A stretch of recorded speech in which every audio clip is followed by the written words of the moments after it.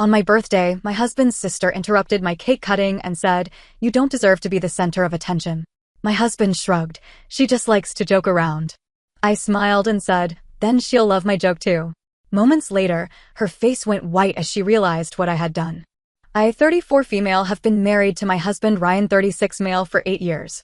We live in Chicago, and for a long time, I thought we had a good marriage. It wasn't perfect, but what marriage is? I loved him, and I believed he loved me. But there was always one problem in our relationship: his sister, Olivia, 38 female. Olivia has always been the type of person who thinks the world revolves around her. If you have good news, she has better news. If you get something nice, she suddenly needs the exact same thing, but bigger. If you accomplish something, she finds a way to downplay it. At first, I didn't think much of it. Some people just have that personality. Annoying, sure, but not worth making a fuss over. But over the years, it got worse. She made our wedding about her by announcing her engagement at our reception. That relationship lasted 4 months.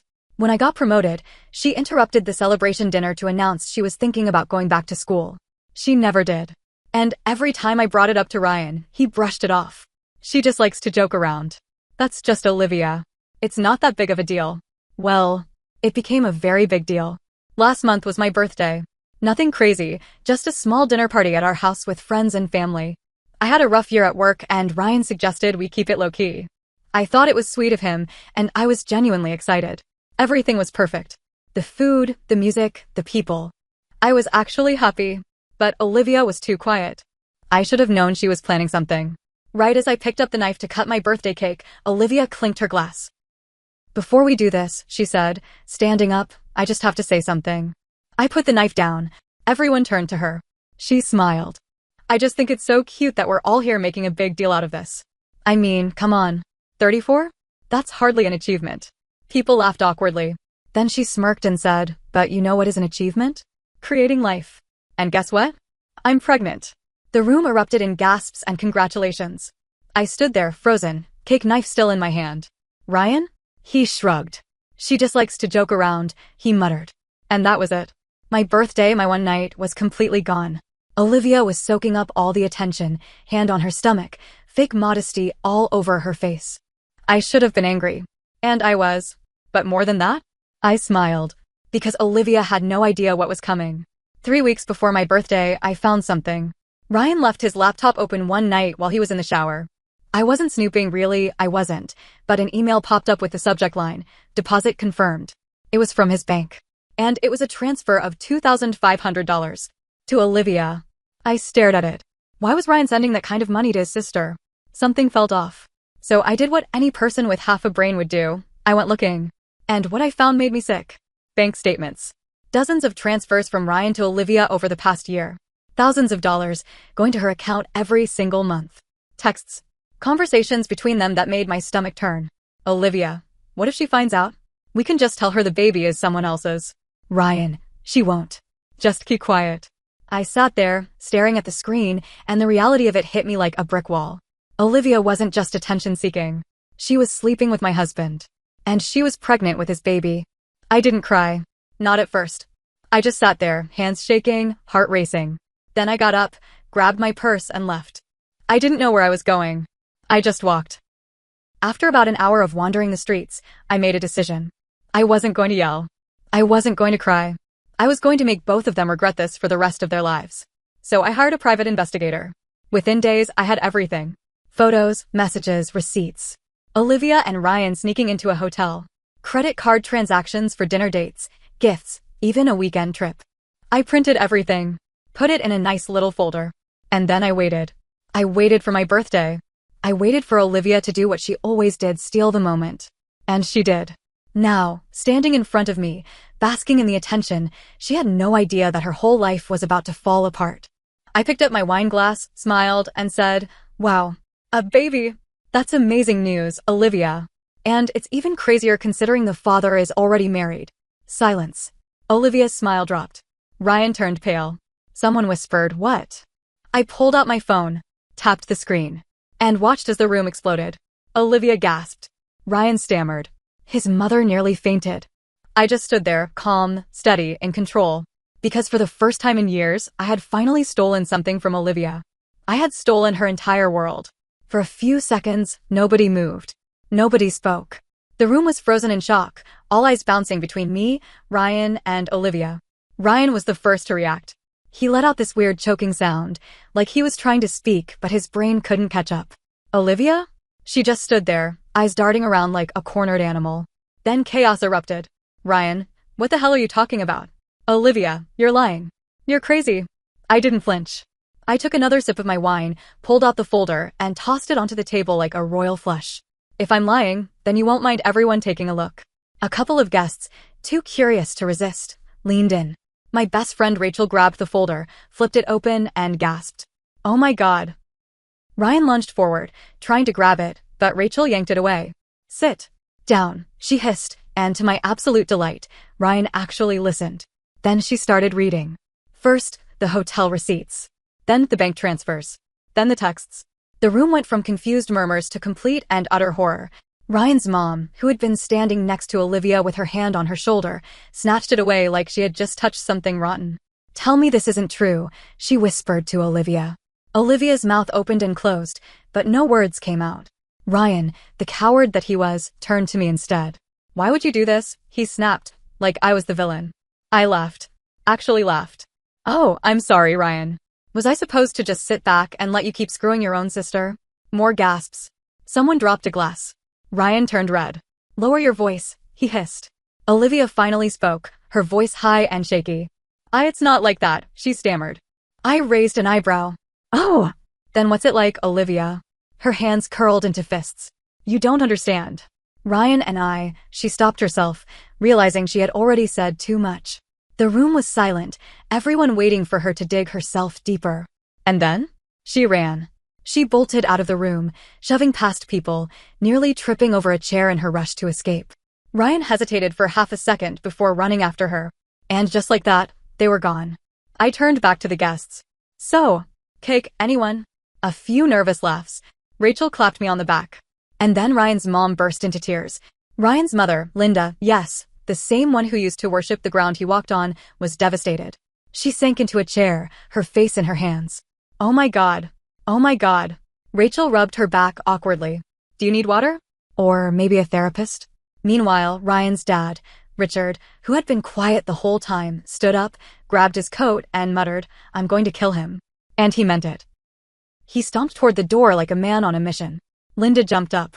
Richard, stop. He didn't stop. Neither did I.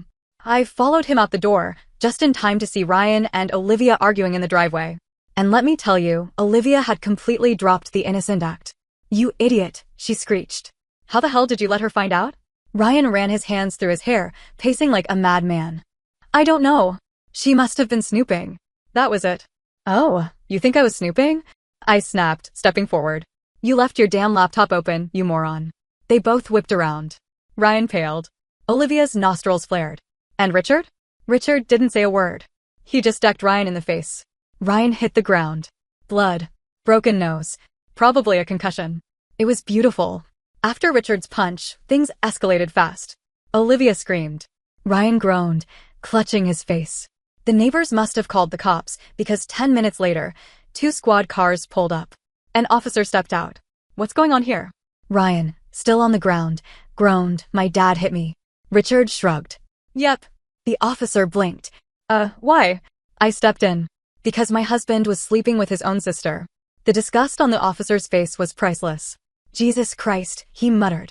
At this point, Olivia had started crying.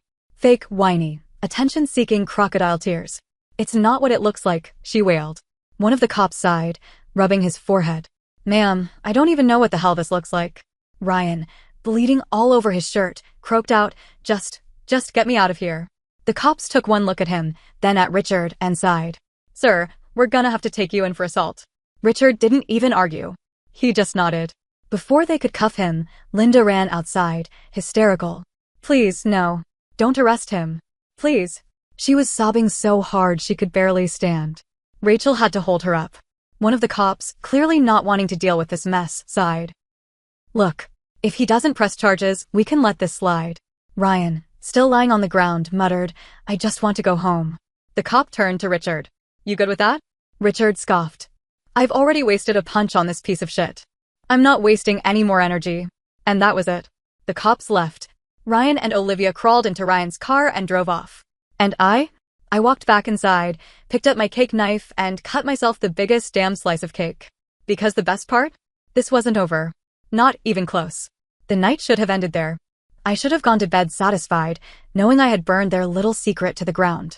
But as I sat there, eating my cake while the party fizzled out, I had this nagging feeling in the pit of my stomach. Something wasn't right. Ryan and Olivia had left too quietly. No shouting, no last-ditch attempt to spin the story, no desperate excuses. Just a quick getaway. That didn't sit well with me. Ryan never just walked away. He always had to have the last word, the final punch, the upper hand. And Olivia? She was a professional victim. Yet, instead of a full-blown meltdown, she had just slithered into Ryan's car and disappeared. I knew they weren't done. And I was right. I woke up to 50 missed calls and a dozen unread texts. At first, I thought it was just fallout from the party. Maybe Ryan's family had more to say, or maybe one of my friends wanted to rehash everything over coffee. Then I saw the name on my screen. My boss. And the message underneath made my blood run cold. Call me ASAP. We need to talk. I bolted upright, my heart pounding. I dialed immediately. Hey, what's going on? His voice was stiff, cold. We received an email about you this morning. Multiple emails, actually. My stomach dropped. What do you mean? Someone sent HR a package. Screenshots, photos, accusations. He hesitated. It's serious. I felt like I was drowning. What kind of accusations? Sexual harassment. Embezzlement. Workplace bullying. They even attached a supposed testimony from a former coworker. I nearly dropped the phone. What? That's insane. I know. He sighed. But corporate takes this stuff seriously. You're on administrative leave while we investigate. I couldn't breathe. My hands were shaking so hard I almost dropped the phone. Who the hell would? And then it hit me. Olivia. Of course it was Olivia. That conniving, desperate, evil little. I clenched my jaw so hard it hurt. This wasn't just revenge. This was war. I spent the next few hours in full damage control mode. I called HR. I called my lawyer. I even reached out to some coworkers to see if anyone had heard rumors. The testimony?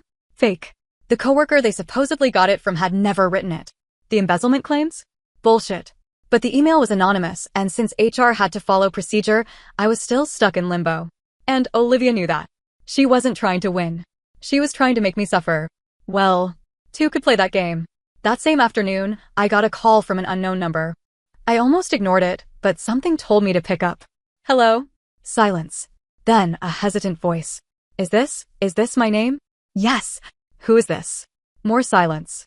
Then, my name is Melanie. I think we need to talk. It's about Olivia and Ryan. I went completely still. What about them? A deep breath on the other end. Then, I'm Olivia's former best friend. And I know everything. I met Melanie that evening at a coffee shop. She was in her late 30s, blonde, with tired eyes and an expression that screamed, I've been through some shit. She wasted no time. Olivia is a snake, she said bluntly. And I know what she did to you. But trust me, she's done worse. I leaned in. Tell me everything. And oh, she did. Apparently, Olivia had a history of destroying people's lives. She once got a former friend fired by planting drugs in her car and anonymously tipping off the police. Charges were eventually dropped, but the friend lost her job. She faked a stalker and blamed an ex who dumped her, ruining his reputation. She even tried to blackmail her own mother for money. But the real bombshell? Olivia has done this exact same thing before. What do you mean? I asked, my skin crawling. Melanie hesitated. Then she pulled out her phone and scrolled through her messages. 3 years ago, Olivia had an affair with another married man. When his wife found out, she tried to ruin her. Olivia fought back by making up fake accusations, just like she's doing to you. My stomach turned. What happened to the wife? Melanie sighed. She lost everything. Her job, her reputation. She moved out of state. Olivia won. I felt physically sick. Why are you telling me this? I asked. Melanie met my eyes. Because Olivia finally screwed me over, too. And I want her to burn. By the time I got home, my brain was on fire. This wasn't just about me anymore. Olivia was a career psychopath, and if I didn't stop her, she'd do this to someone else. So I did what any rational person would do. I called the PI again. I need you to find everything you can on Olivia, I told him. Every dirty secret. Every past scam. Every skeleton in her closet. He chuckled. You got it. And then I made another call. To Richard. Ryan's father. the man who had already punched his own son in the face. Richard, I said, my voice calm and steady. How would you like to help me destroy Olivia and Ryan? Silence. Then, the most satisfying words I had ever heard. Tell me what to do. After my call with Richard, things moved fast. The PI worked quickly. Within days, he had everything. Evidence of Olivia's past scams, people she had wronged, and even legal records I didn't know existed. Turns out, Olivia had been sued twice before for defamation. She settled both cases out of court, but it was clear she had a pattern of destruction. Meanwhile, Melanie came through with something even bigger. She got in contact with Olivia's ex-best friend, the one Olivia had framed for drug possession, and convinced her to talk. When I heard the full story, I knew exactly what I had to do. It was time to end this. I planned everything down to the last detail. Richard pulled some strings and convinced Linda, Ryan, and Olivia's mom to host a family intervention at their house. We framed it as a way to fix things and talk it out. Olivia and Ryan both agreed to come. They had no idea what was waiting for them. The night of the confrontation, the tension was thick. Ryan and Olivia walked in together, acting like nothing was wrong. Olivia had on her usual smug expression, like she still believed she could talk her way out of this. She had no idea that she was walking into her own execution. Richard sat at the head of the dining table, stiff and angry. Linda looked drained, her eyes red from crying. Rachel and Melanie sat next to me, ready to back me up. And across from us? Olivia and Ryan. The storm was about to hit. Richard started. We need to talk. About what you two have done. Ryan sighed. Dad, come on. This is ridiculous. Olivia crossed her arms. Are we really doing this? What do you people want from me? I leaned forward. We want the truth. Olivia scoffed. You already know the truth. Ryan and I are together. You need to get over it. I smiled. Oh, Olivia. I wasn't talking about this truth. Then I pulled out a stack of documents and placed them on the table. This, I said, flipping through them, is proof that you've been doing this for years. Framing people, destroying lives, ruining reputations. And now? Everyone in this room is going to hear the real story about who you are. Olivia's smugness cracked. What is this? This is bullshit, she snapped, her voice shrill. I turned to Melanie. Tell them. Melanie took a deep breath, then looked directly at Olivia. You framed me for drug possession, Olivia. You planted drugs in my car because I started dating your ex and you wanted to ruin my life. Linda gasped. Olivia froze. Melanie kept going. And then there was Leah. You accused her of harassment at work. She lost everything because of you. Olivia's hands shook. That's not true, she screeched. I slammed down the final document. Then explain this, I said. It was a police report. One Olivia had forgotten about from when she was 18. She had falsely accused a teacher of inappropriate behavior after he gave her a bad grade. Richard stood up so fast his chair scraped against the floor. You did what? Olivia's face drained of color. It's not, she turned to Ryan. Ryan, say something. Ryan's mouth was open, but no sound came out. He looked at the documents, then at Olivia, and for the first time, I saw fear in his eyes. You did this? He whispered. Olivia's panic exploded. So what? She screamed. So what if I did? I survived. They deserved it. And that was it. That was the moment Olivia sealed her fate. Ryan stumbled back like someone had punched him. His face was white. Oh my God, he muttered. I believed you. He ran his hands through his hair, shaking his head. I ruined my life for you. Olivia's eyes widened in panic. Ryan, no. You love me. You said we were in this together. Ryan took a step back. No, you used me. You used everyone. I threw away my marriage for you. Olivia lunged for him, grabbing his arms. Ryan, please. But Ryan shoved her off like she was poison. Stay away from me, he whispered. And then? He turned to me. I am so sorry. It should have made me feel better. It didn't. You don't get to be sorry, I said. He looked down, broken, defeated. I have nothing left, he whispered. And I didn't feel bad. Not one bit. The fallout was swift and brutal. Ryan's family disowned both of them. Richard kicked Ryan out, and Linda refused to speak to either of them ever again. Olivia lost everything. The people she had wronged started coming forward, filing real lawsuits against her. She was officially a pariah. Ryan disappeared. Last I heard, he was living in a cheap motel, unemployed, friendless, drowning in regret. I got my job back. HR realized the accusations against me were fake and offered me a promotion as an apology. And me? I moved on. I took a solo trip to Italy. I reconnected with friends I had lost. And most importantly, I never looked back.